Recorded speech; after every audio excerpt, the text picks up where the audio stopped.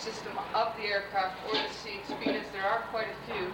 But if you have any questions, feel free to ask. Thank you very much.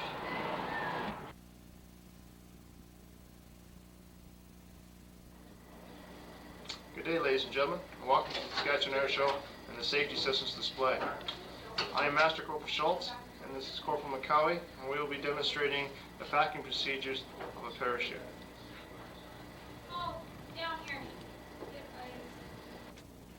As Corporal McCowie gets set up for his inspection and packing of a parachute, I would like to give you a little information on what happens here at CFB Moose Jaw and a brief description of what a parachute consists of.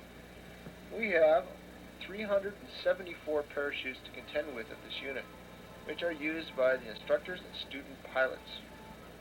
We pack on the average of 12 parachutes each day, at which time each parachute gets a thorough inspection. The parachute assembly is on a 60-day inspection cycle, at which time the pack, harness, canopy, auto-release mechanism are checked. All sewing repairs that are required, fastener replacements, and tack adjustments take place at this time. The auto-release mechanism is removed from the parachute assembly and retested to make sure it operates within the prescribed range set down by the CFTO. All of this equipment has a life, after which it must be replaced. The canopy and harness is good for 15 years or 1 descent. The canopy is good for 12 years or 1 descent. The auto-release mechanism is returned to contractor for overhaul every 4 years. The quick release box is overhauled annually but inspected every 60 days.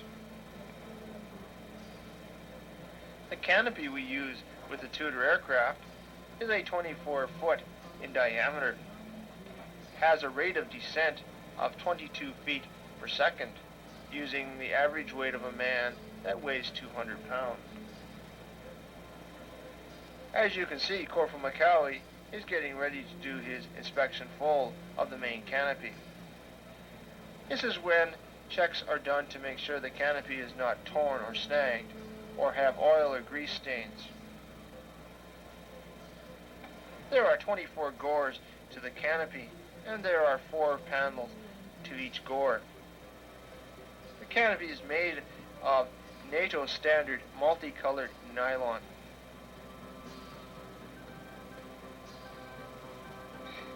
There are 12 continuous suspension lines starting at one side of a riser going over the apex of the parachute to a riser on the opposite side.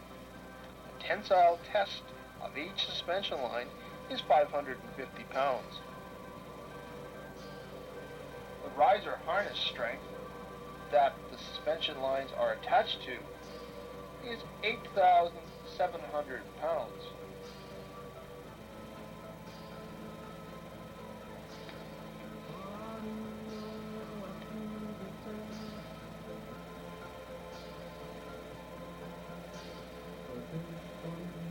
What Corporal McCowie is doing now is folding the parachute, preparing it to put it into the pack. Everything has to be done precisely, or it won't fit into the pack itself.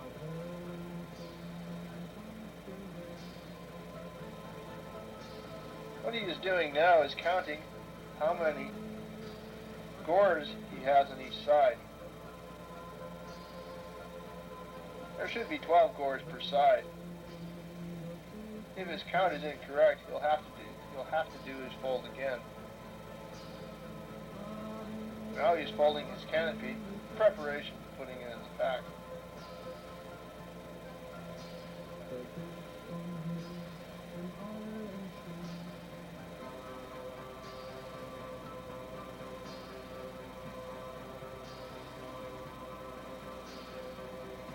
At the top of the table, we see a small type parachute attached to the larger one by a short cord.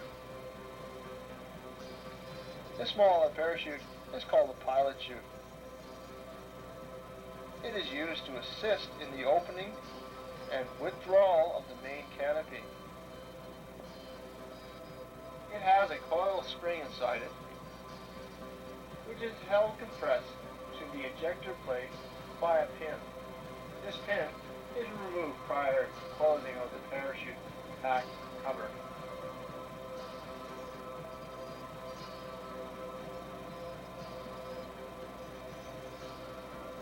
The short line connecting it to the main canopy is called the bridle line. It has a tensile strength of 1,500 pounds.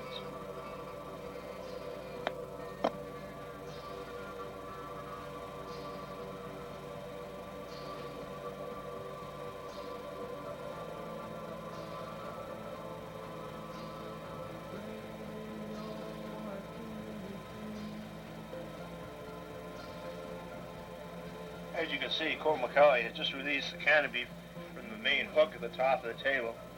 I'm just preparing to put the canopy in the pack harness.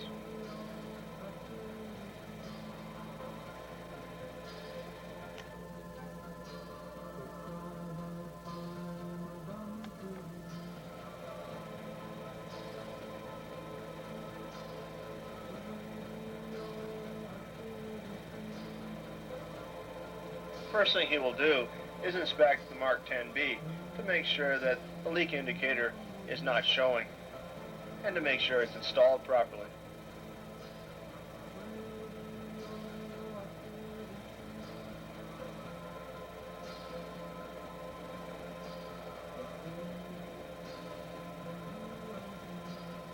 The next thing Corporal McCauley is doing is bringing the risers down and attaching them inside the chute.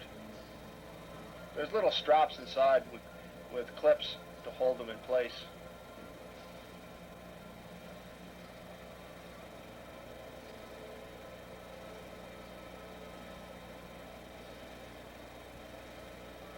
Now he's installing the protective flap over top of the connector links so there's no rub on the canopy or wear.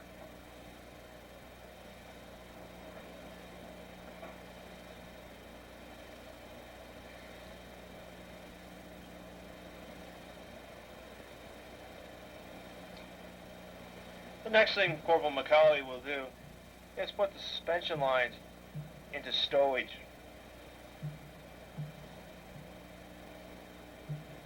Note as he does it neatly. For everything we do, it has to be perfect.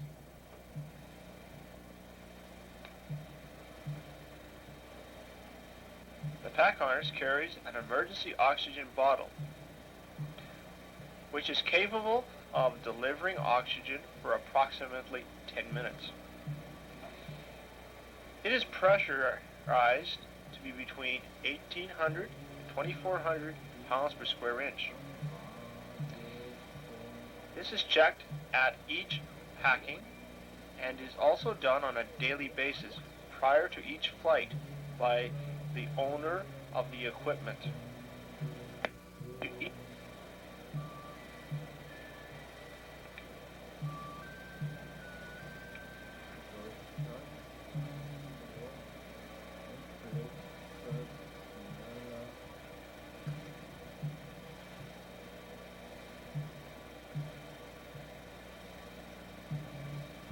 As you can see, Corporal McCauley is making sure that his risers are neat in the pack.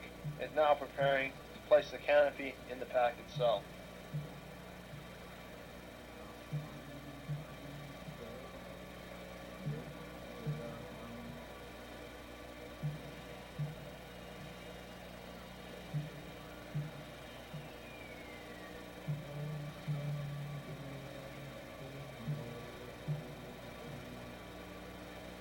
As you can see, the parachute is laid out neatly in the pack harness so that everything will fit in properly.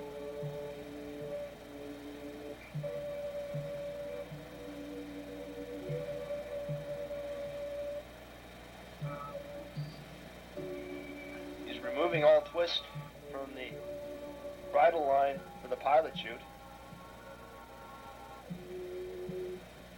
and is now preparing to put the pilot chute into the pack. He pulls over the protective flap and places the pilot chute on top, and now prepares to close the parachute.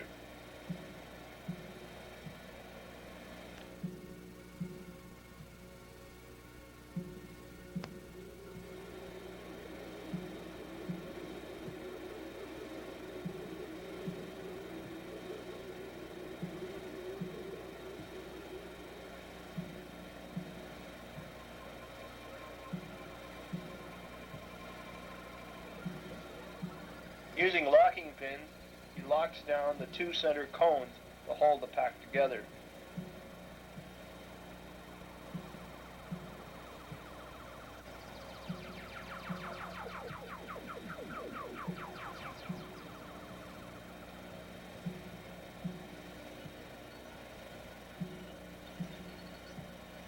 At the top of the parachute, he stuffs in the parachute and prepares to close the top.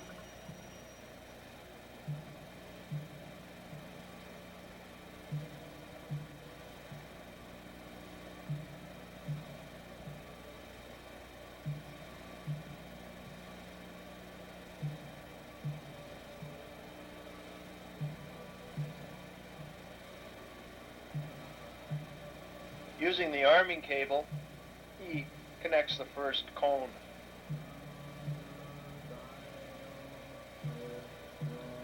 Removing his inspection pins, and installs the arming cable for the first three cones.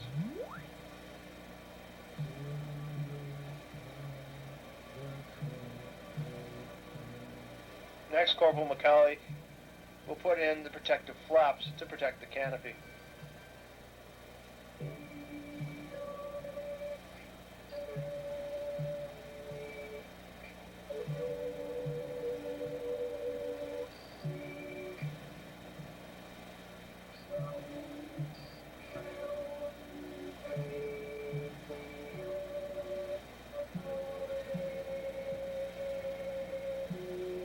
Now he will do up the first two pack opening bands.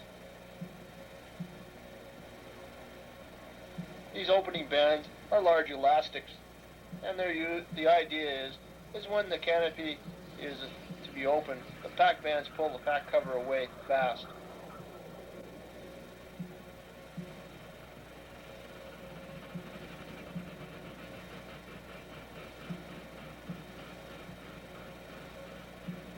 Corporal McCauley is now doing the last cone.